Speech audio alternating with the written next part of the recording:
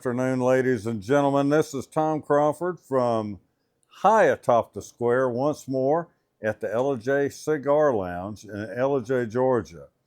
Today is part 2 of a series that I started of Divided America. It's just a little monologue today. Whatever I say is not the opinion of any of my sponsors.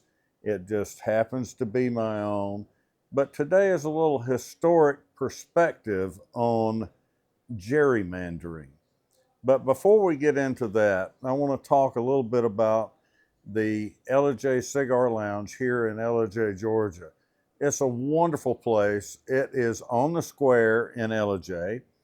It happens to have a wide election, doesn't have an erection, has a wide selection of that was funny, of cigars in their humidor. I mean, a lot. And a lot of locals come here. It's great. I did a podcast not too long ago, and some people came up from Atlanta wanting to check it out. They were thoroughly impressed, thoroughly surprised. This is a world-class cigar lounge and cigar establishment right here in the little town of L.J., Georgia. We couldn't be more proud of it. It's great. The Stix and Stuff podcast has other sponsors too. Uh-oh. You know, when you start smoking a cigar, you get a little... got it. But anyway, you see everything, all kinds of crazy shit here on my podcast because I don't really care. You know, I'm not going to pick my nose on while we're doing a live podcast, and I do check for boogers before we start, so you're lucky there. You know, but anyway, I wanted to talk about our other sponsors also. And they're different establishments around North Georgia, and that's what we do. We have different sponsors. We talk to interesting people. We have different topics. Usually we have a guest of the day, and they're a very interesting person. But I do these monologues from time to time. They seem to be catching a lot of traction, and I enjoy doing them because I just enjoy talking, I guess. I don't know why, but I do. But anyway, let me tell you about the rest of our sponsors. Up in Blue Ridge, Georgia, we have Smoky Bear Cigars. Yeah, another cigar place. Just like over in Gainesville, Georgia, we have Smitty Cigars, a wonderful establishment. If you're ever over in Gainesville, Georgia, or if you're ever up in Blue Ridge, Georgia, check Smoky Bear Cigars in Blue Ridge or Smitty Cigars in Gainesville. Great little establishments. They're awesome places. Cigar places are a place where people meet and congregate and have fellowship. People from all walks of life. It doesn't matter if you're a cigar smoker, they love you. Go check these places out. We also have Buckley Vineyards. Buckley Vineyards is one of the great vineyards here in L.J., Georgia. Great winery. They've also are opening an establishment here in L.J., Georgia called Buckley Downtown. It's going to be a wine tasting room, and it's going to be a restaurant. I mean, fantastic place. But anyway, check these places out when you're in L.J. We've got Chateau Maitre Family Vineyards in L.J., Georgia. I've always called it Six Flags over wineries because the place is huge. They've got a huge tasting room. They've got a great music venue. The staff and the ownership are fantastic people, and you have to check that out. That's Chateau Maitre. And then you have the distillery here in L.J., which is the House of Applejay, and we've had several podcasts from there. The House of Applejay is a distillery, and their main distillate is vodka. and they have variations of it, including liqueurs. And the people that own it are fantastic. It is a great place to go. You would be thoroughly surprised by going to the House of Applejay. And then downtown in LJ, we have the Door and the Roof. I mean, a fantastic place. Once again, the Door is a speakeasy. It is unique to especially LJ, and for anywhere around here. It's something you would see in a larger city, but we have it right here. And then the Roof is a rooftop restaurant, and it is really, really good. The food is really good, and you will like it. And all of this right here in our neck of the woods in LJ. And I hope I didn't miss anybody out, and if I did, I certainly apologize. But anyway, on our podcast today, on our first series, we talked about a divided country. And we're certainly divided. And once again, I don't care what side of the fence you sit on, that doesn't matter. What matters is, as we talk about things, I want to talk about historical perspectives and what's happening right now in the country. I talked earlier about how the left or the Democrats are trying to basically flood the zone with people to create more congressional districts. And it's true. It's a fact. It's happening. And that's why, taking out a lot of these illegals are changing the whole roadmap. And the left doesn't like that because it's taking away some of their congressional seats. Excuse me. Let me have a little beverage here. But that's what illegal immigration was all about. Why is the left so distraught about ICE? It's about getting the illegals out because it's going to upset their apple cart. It's going to take away, and maybe some of the congressional districts will change.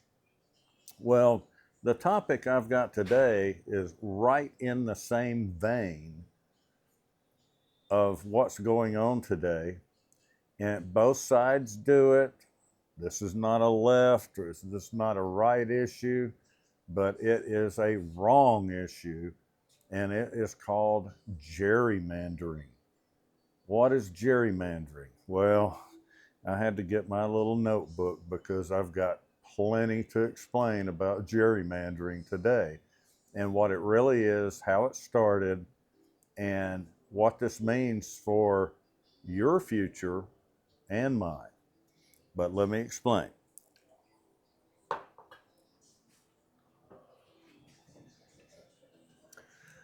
Gerrymandering, and I think I'm going to call this, first off, I think I'm going to call this podcast the Elections Have Consequences, because they surely do. You've heard that a million times. Somebody gets elected and they do something and they get on TV and they say, elections have consequences. And they do. They really do. And gerrymandering is a real big part of it. The history of gerrymandering. A lot of people call it gerrymandering because the dude that started it was a guy by the name of Elbridge Gerry. He was a governor of Massachusetts, and it was back in 1812. What is gerrymandering? It is the manipulation of district boundaries for political advantage. That's all you need to know. Both sides do it. Once again, this is not a left or a right thing, but it started way back. It even started before 1812. Back in 1788, Patrick Henry tried to do the same thing, and he was with a group of anti-federalists, and they did not want James Madison in the Congress of guess what all states? Virginia. So they changed the maps. And it didn't work out for them, but that's the way that goes. But that is before this whole thing that became known as gerrymandering took place. Once again, that was 1788. Fast forward to 1812. Governor Elbridge Gerry signed a law favoring district maps for his party. And when he did that, the district looked like this big, long snake type thing. A reporter said, well, your district looks like a salamander. So his last name was Gary or Jerry, salamander. So it became gerrymandering, became the word of the process of manipulating districts to favor the party in power. Now, once again, both sides of the fence have always done this, always. And give you a little history in it. Throughout the 1800s, both houses used gerrymandering to control, and this is back in, this is how this has evolved. Back in the 1800s, both parties used it to control state legislatures, because they would draw a map if they were in power to favor their party. It's always been done that way. And in the 1960s, fast forward to the 1960s and 70s,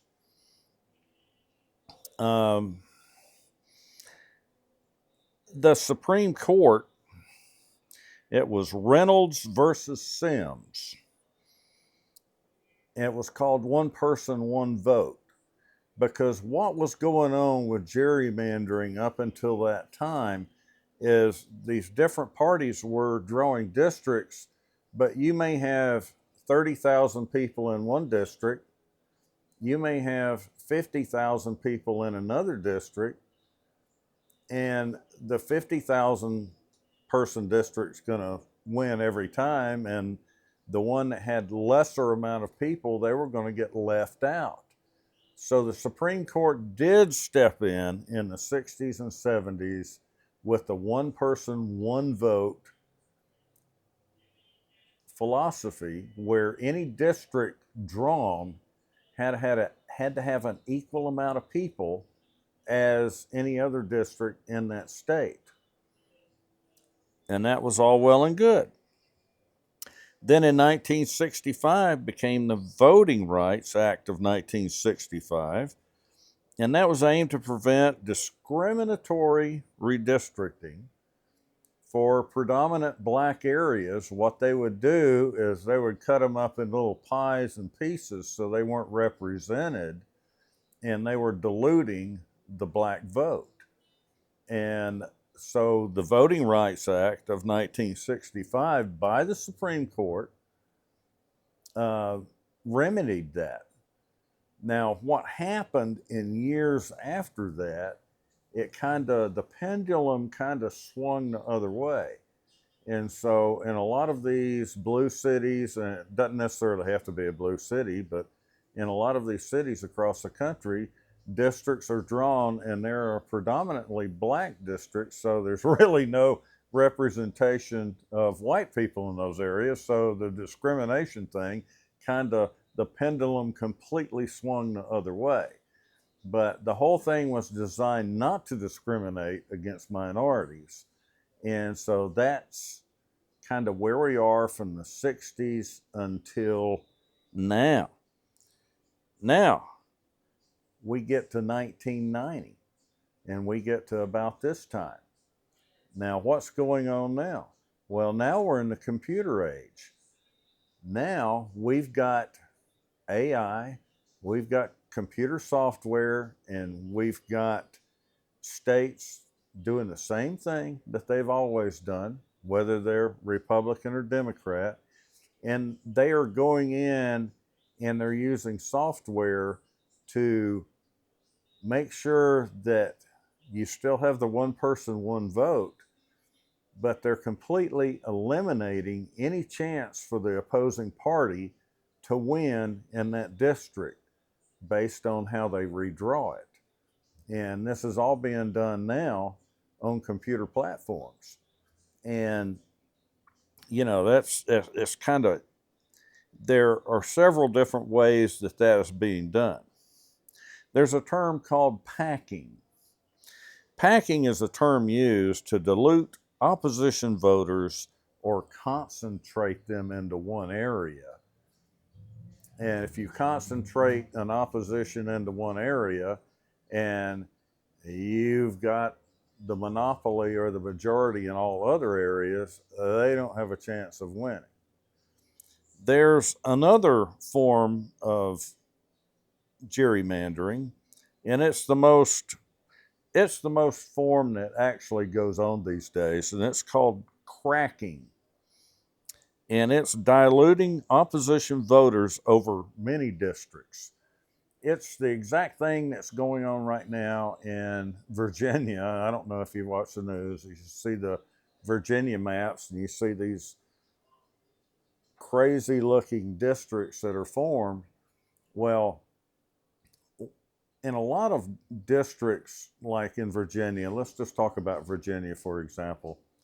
The concentration of population is in Richmond and around Washington, D.C.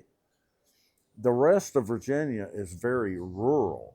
So they don't have the population as you have in those other population areas in order to get one person, one vote, or a district, say District 7 has got to be the same amount of people as District 1, they have to draw these crazy districts and they look funny as hell.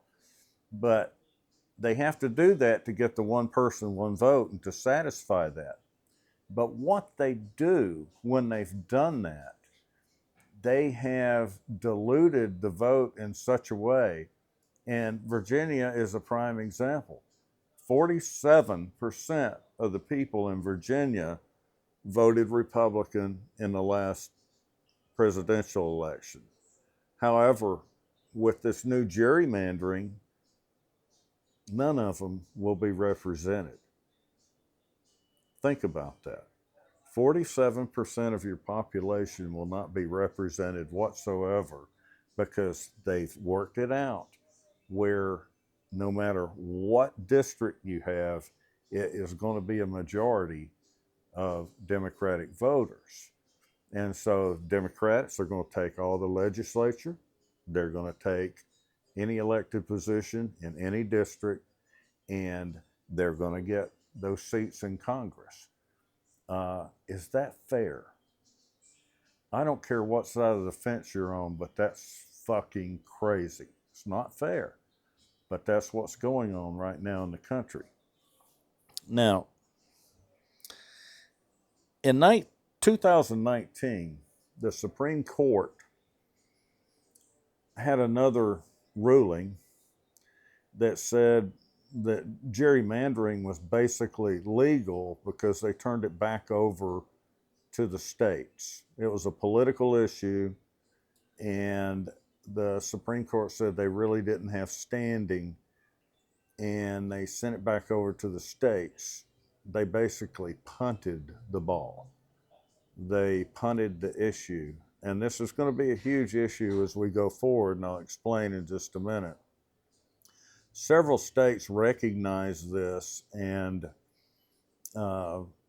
several Supreme Courts have strict laws on gerrymandering, but just very few of them do.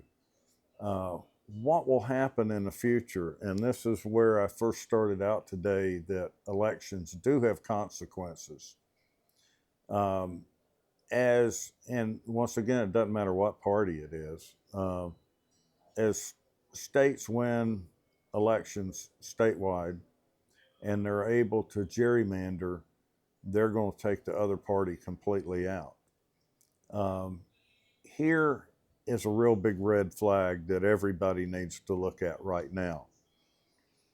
With all the major population centers and all the major cities are blue cities. It's a fact. It is what it is. They have Democratic mayors, they have Democratic congressmen from those districts, but there's so many people in those large cities that the people living out in the hinterlands, they have no say.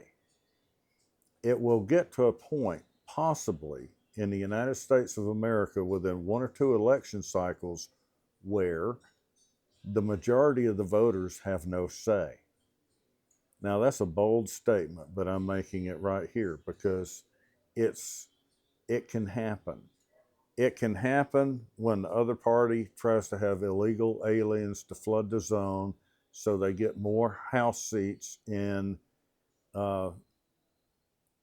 and more districts, in a state, in Democratic areas or in large cities due to a overloading or inflation of the actual population.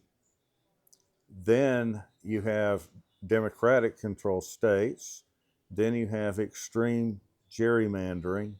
The next thing you know, you could actually have a state with a population on the other side higher than the opposing party could have an actual higher population than the party that is in charge. Um,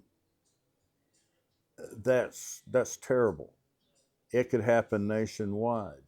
The Supreme Court has punted the ball. They need to act. Um, Gerrymandering on its face is illegal. And any legal scholar that you ask will say that. However, the Supreme Court has said it is legal and punted the ball back to the states.